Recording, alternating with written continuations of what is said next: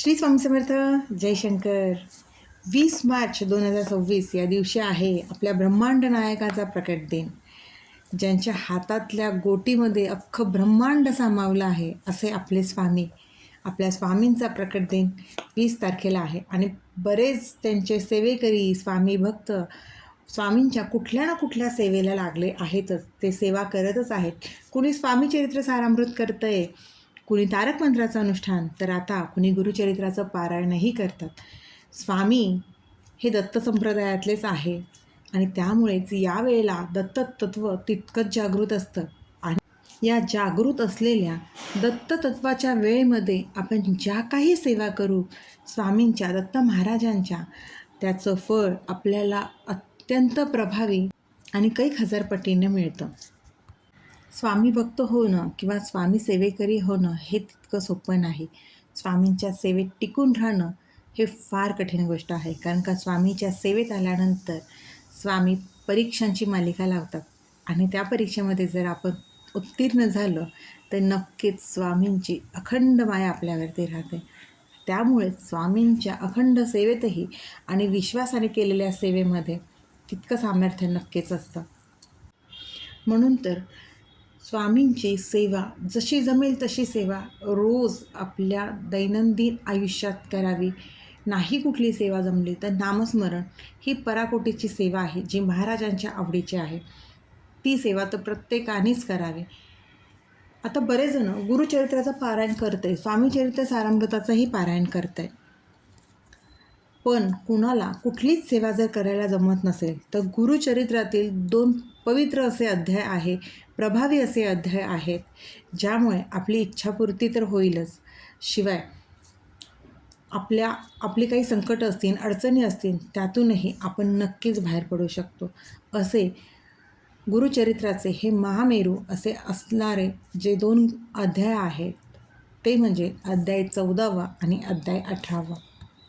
अध्याय 14वाच्या पठनाने आपल्याला आपल्या ज्या काही संसारातील अडचणी असतील किंवा आपलं आजारपण असेल किंवा अकाली मृत्यूयोग असं जर पत्रिकेत असेल, अचानक उद्भवलेली संकटं असतात, गुप्तशत्रू असतात, बऱ्याचशा ज्या अडचणी असतात ना, त्या या अध्याय 14च्या पठनाने नक्कीच दूर होतात आणि याचं निवारण होऊन आपल्याला सुखसमृद्धी, समाधान तसेच गृहसौख्य प्राप्त होत असतं. इतकी या 14व्या अध्यायाचं महात्म्य आहे. त्यामुळेच आपल्या ह्या सांसारिक अडचणी, संकट, आजारपण ह्या सगळ्यातनं बाहेर पडण्यासाठी अध्याय 14वा अत्यंत मनापासून विश्वासाने, श्रद्धेने नक्कीच म्हणावा.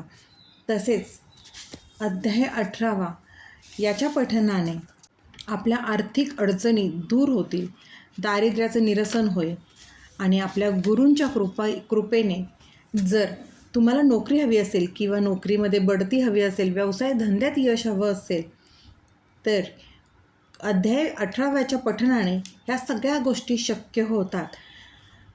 आर्थिक प्राप्तीचे वेगवेगळे मार्ग आपल्याला मिळतात. आपल्या घरातील लक्ष्मी स्थिर राहण्यास मदत होते.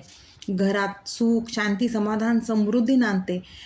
आपल्या घराचं कल्याण होतं. कर्ज असेल तर कर्जातून मुक्ती होण्यासही या पठनाने नक्कीच मदत होत असते. असे हे 2 प्रभावी असे अध्याय आपल्याला स्वामींच्या प्रकट दिनापर्यंत म्हणायचे आहेत. कुठलीही सेवा जमली नाही तर अध्याय 14वा आणि अध्याय 18वा या 2 अध्यायांचं पठण स्वामींच्या प्रकट दिनापर्यंत करा. प्रत्येक सेवा करताना ती अत्यंत विश्वासाने, श्रद्धेने करायची आहे आणि त्याचबरोबर आपल्याला आपले कष्ट, कर्म प्रामाणिक ठेवायला हवे. आपण जर कष्टच केले नाही तर कितीही सेवा केल्या तर त्याचं फळ मिळत नाही. आपल्या कष्टाला दिलेली ही सेवेची जोड असते. 99% जरी आपल्या असेल तर हा 1% आपल्या नशिबाचा आणि आपल्या सेवेचा जो आपल्याला 100% मिळवून देत असतो. त्यामुळेच सेवा तर करायचीच आहे, पण त्यासोबत आपल्याला कष्ट आणि कर्मही प्रामाणिक ठेवायचं आहे. कष्टाला पर्याय नाही आणि कर्मालाही पर्याय नाही.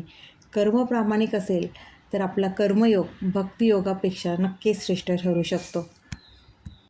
प्रत्येकजण प्रत्येकाच्या सोयीनुसार सेवा करतच आहे आणि करतातच, पण हल्लीच्या या धकाधकीच्या आयुष्यात प्रत्येकालाच ह्या सगळ्या सेवा करायला जमतील असे नाही.